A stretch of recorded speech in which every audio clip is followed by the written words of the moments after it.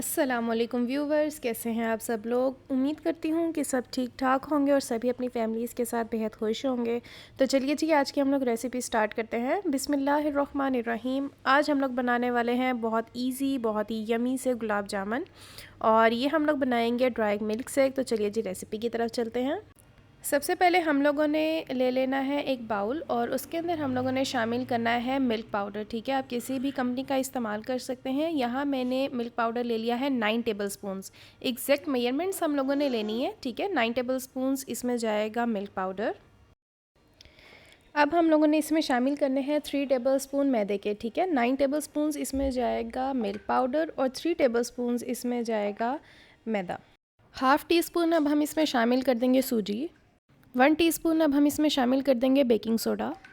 इन सभी चीज़ों को अब हम लोगों ने अच्छे से मिक्स कर लेना है। ठीक है, ये वो पाउडर तैयार हो गया है जो हम लोग आम तौर पे बाज़ार से लेते हैं, जैसे होता है इंस्टेंट गुलाब जामुन मिक्स। ठीक है, तो ये वही पाउडर है। आप चाहें तो इसको बना के किसी भी एयर टाइट कंटेनर में रख लें, और जब दिल किया तो ये पाउडर निकाला, इंस्टेंट गुलाब जामुन मिक्स आप लोगों का तैयार है, तो आप लोग फ़ौरन से बना सकते हैं।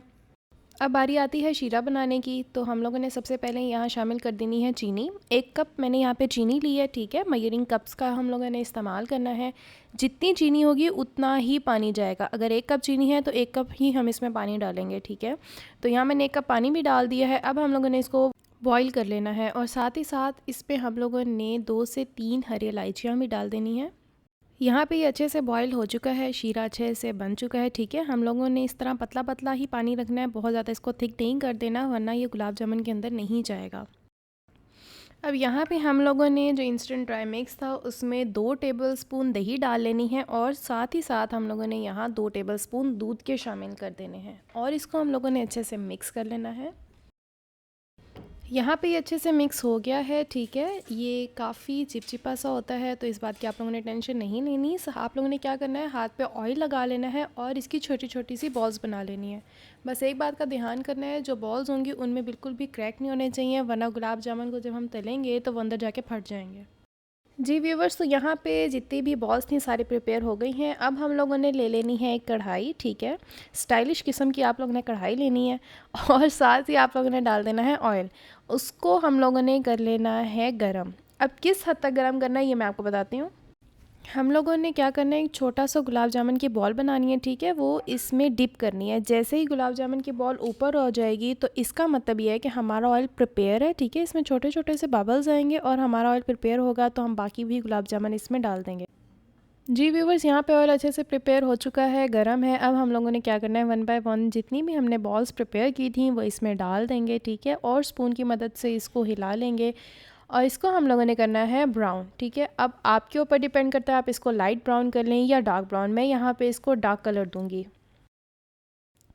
जी व्यूवर्स, यहाँ पे मैंने हाफ़ हाफ़ करके 2 हिस्सों में गुलाब जामुन डाले थे। ठीक है, ये देखें हाफ़ प्रिपेयर हो चुके हैं, हाफ़ मैं और कर लूँगी।